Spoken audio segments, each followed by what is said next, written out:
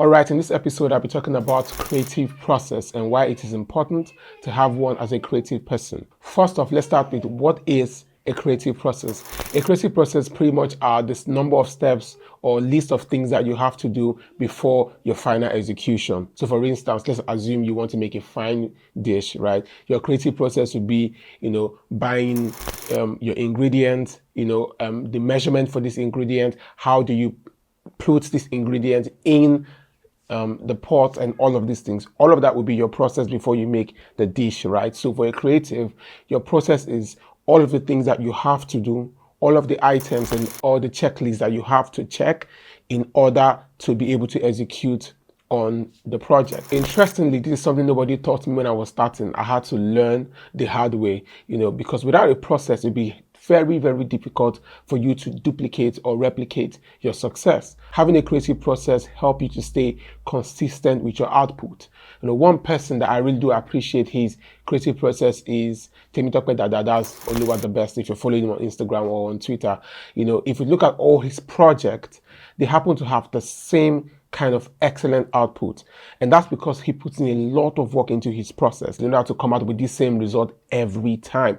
And he does say it, like his ability to storyboarding his treatment is, he says that it's top notch, and I do believe that it's top notch. When you look at the details that he pays to his work, his even the color, even the set design, you can tell that this guy puts in a lot of time in order to plan his work, and that's why he's successful without a doubt. So a creative process helps you as a creative person to duplicate and replicate your success, because if you don't know what you did to get this outcome, then you'll not be able to do it again. So let's go ahead and create a creative process for you as a beginner.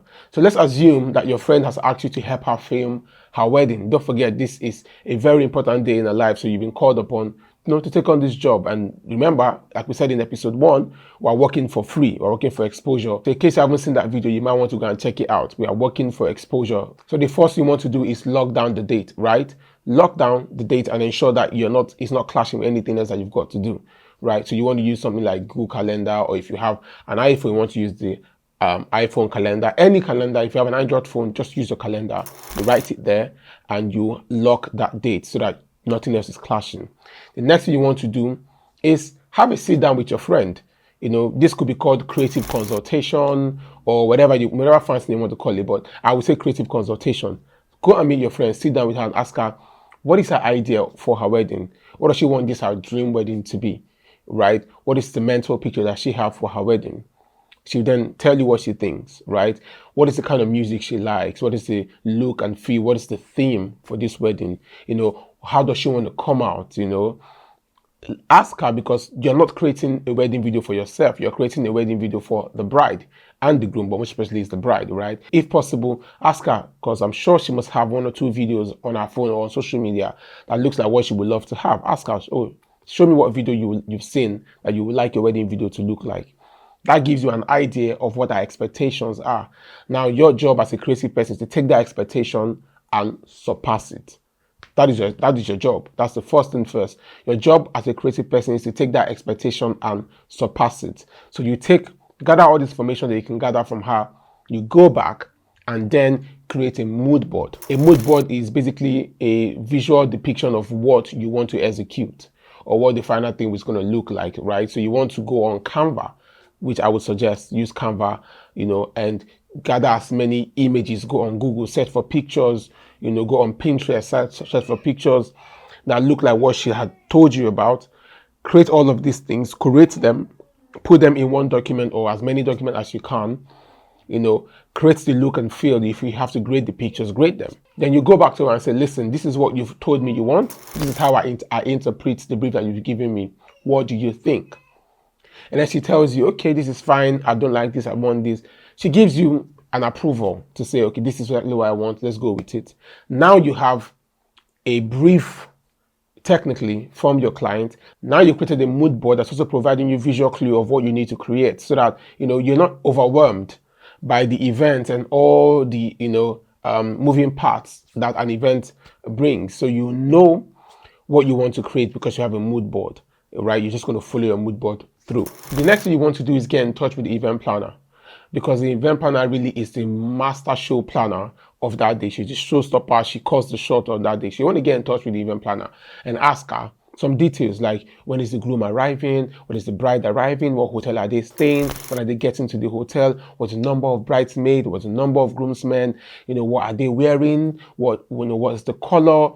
You want to ask all these details because all of this you would need in order for you to be able to build a solid story for her wedding, right? So you get all this information. Now you cannot share that with your team and say, okay, listen, the groom and bride are staying in two different hotels. They're not going to be in the same place. So I need a team to go and be with the groom. I need a team to go and be with the bride. This is the format we're filming. We're filming 1920 by 1080 or 1080 by 1920. We are filming 4K if you like. We're filming, 50 frame all through. So in case we need to do slow-mo here and there, it can be easy for us to do that. Or we are filming 24 frame.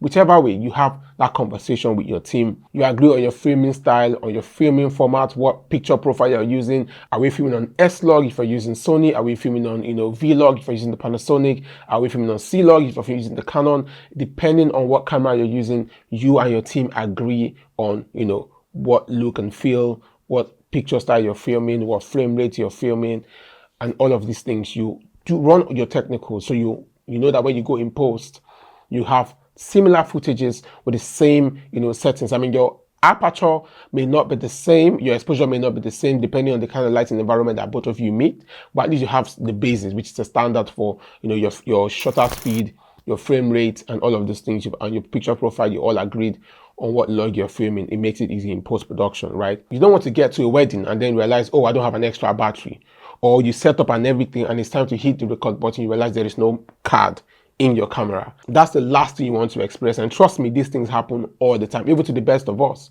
So, but when you have a process, you already have all of these things figured out. So nothing comes to you by surprise because you have sat down with your team, you have had proper conversation, good brainstorm session. You've also premeditated on what the things that can possibly happen because you've spoken to the event planner, you've spoken to the bride, you have a clear mental picture of what is happening on that day. So you are fully on guard. And the first thing, of course, don't forget, lock your date.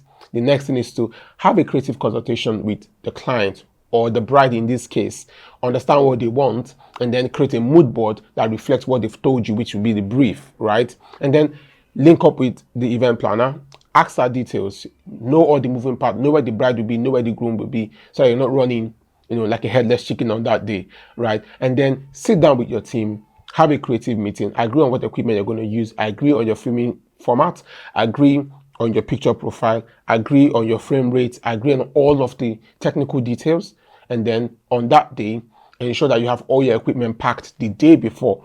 You've tested all your cameras, you've tested the batteries, you've tested your camera flash, you've tested your light, you've done all of these things so that on that day you are sure that you're fully ready to execute on the project. And once you do that, it becomes easy for you to duplicate and replicate your success because why? You have documented all the steps that you took to execute on this project. So when you want to do the next project, all you just need to do is refer to the last document that you created and follow the same steps and you will have the same outcome. Very easy, guys. Very easy.